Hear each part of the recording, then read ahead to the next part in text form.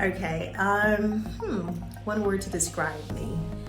Okay, first of all, let me just say this, that it is very difficult to describe Alex Okoroji with one word. But if there was ever a word to describe me, that would be creative, yes. Whether it is me in my default mode as a creative artist, because I'm an artist, multidisciplinary, or it is me as a creative entrepreneur, or it is me as a creative expert, or a creative consultant, or a creative leader. Whichever mode it is that I'm in, the word would be, the effective, most descriptive word would probably be creative, because beyond being an artist, which I am, I approach things with an out-of-the-box thinking.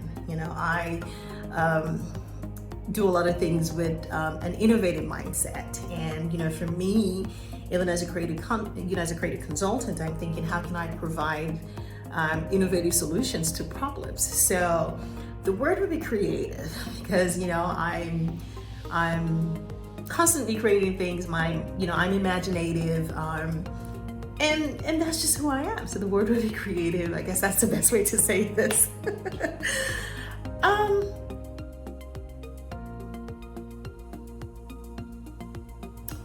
My experience in the entertainment industry, I would say my experience in media and entertainment would be, for lack of a better word, bittersweet.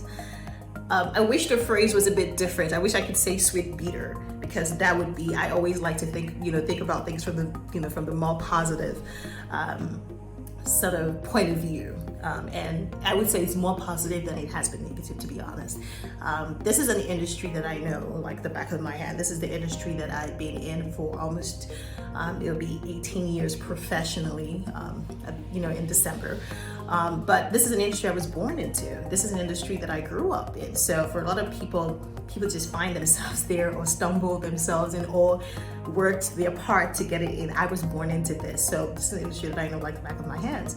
And so in that sense, it is sweet, because I get to do what I love. I get to do what I know. I get to express myself using different mediums, and it's an industry that I have used to really do good in the world, and to do a lot of positive things, whether it's impacting people's lives through storytelling, as a performer, as an artist, pretty much, or using different other mediums. The bitter side of it is the part where, of course, being that the industry is a very visible one. A part of your life is thrust into the spotlight. Sometimes these are things that you'd rather keep to yourself. Sometimes these are things you'd rather not be public, be made public, but because you don't have any privacy, because your life is in the spotlight, the parts of your life that sometimes is out there. And the only way to sort of manage that, in a sense, is either you play small or go low or go into hiding. There's just no way to avoid that. So that is the part that makes it bitter, in a sense, is that, okay, I know that there are certain, certain artists or professionals, media professionals, who would rather be just focused on doing their work without having to deal with the negative side of constantly being in the spotlight. The other thing is the sort of struggle on the personal side, the personal struggle that I've had internally, in the sense that there's a part of me that, as an artist, and I say this, I am both an artist and an artist. And I know that this is a little confusing, because the artist is the creator, the inventor, the innovator, and the artiste is the performer.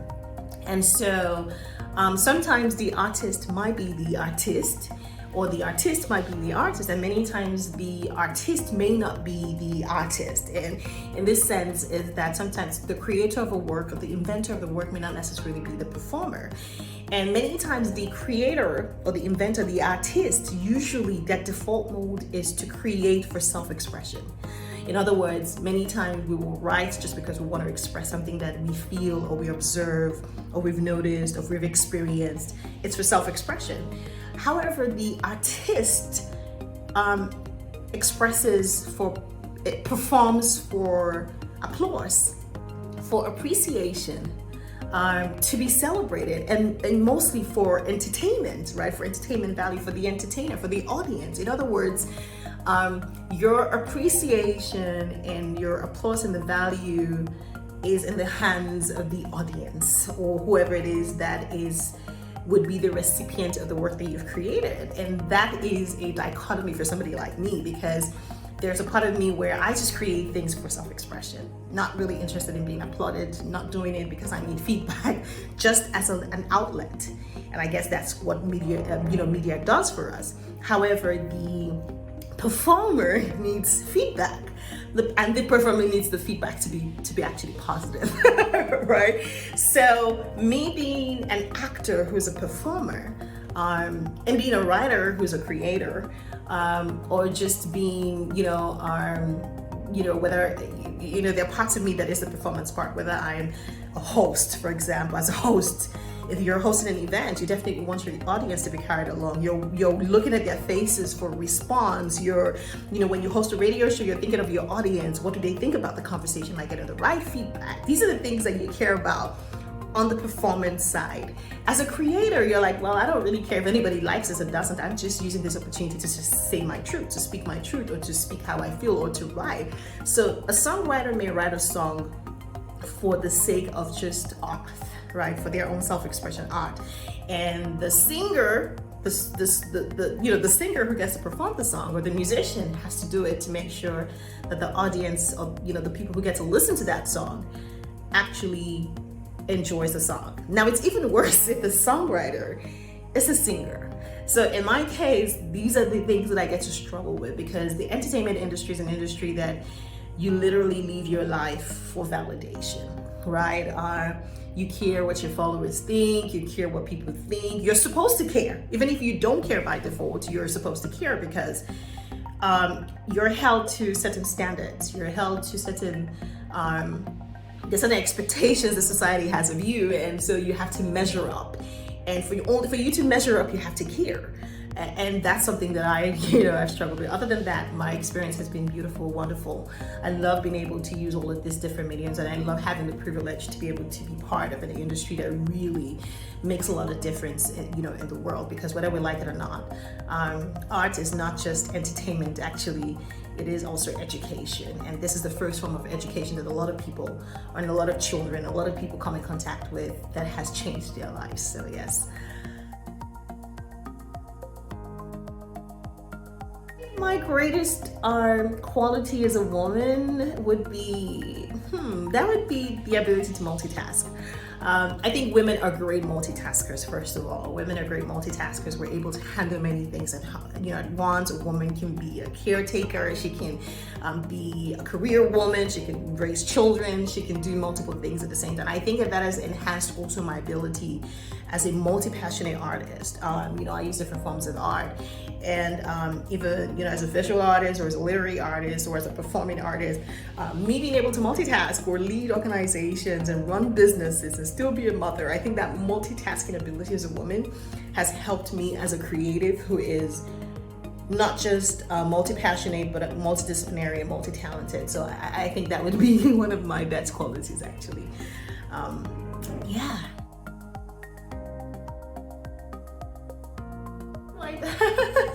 How do I balance? Let me tell you the truth. I don't know if I believe in the word balance. I mean, the way I see balance very different from how society defines balance. For me, balance is really just being at peace, being harmony, having all different sides of your life being in harmony, whether it is my professional side, my career side, or it is, my personal life.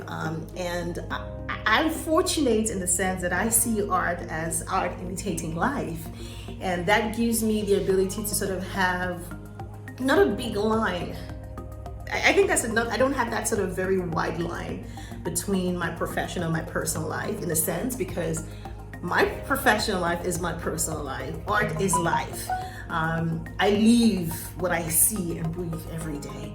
My work is intertwined in a sense.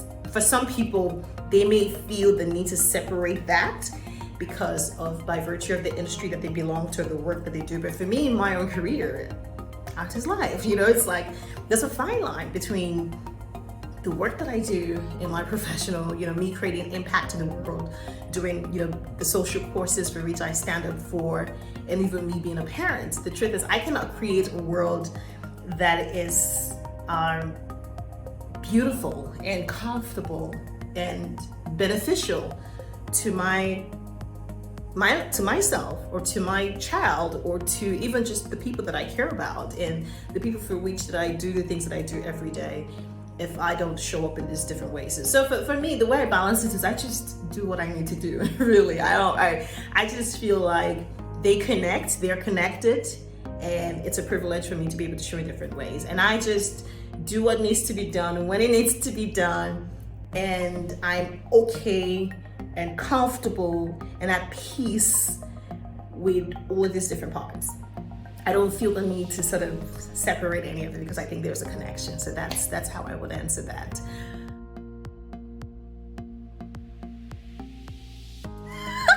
Favorite Nigerian delicacy? Okay, let me see. What do I like? That would be ofe nsala. So ofe nsala is called white soup in, you know, in the Delta region of Nigeria. My mother is from Delta, and ofe nsala is called the white soup. It's the soup doesn't use any kind of oil at all, and it's one of my favorite Nigerian delicacy. My son loves it as well, and I like to make it. Another soup that I actually like is egusi. So I like egusi. Egusi, of course, is cooked very different ways in different parts of Nigeria, but I like egusi. I think it's a melon seed. Oh, I got that right, it's a melon seed. But it has to be egusi because even with the ofe nsala in the eastern region of Nigeria, where my father's from, people cook ofe nsala with sort of cocoyam or yam as a thickener. However, I use egusi.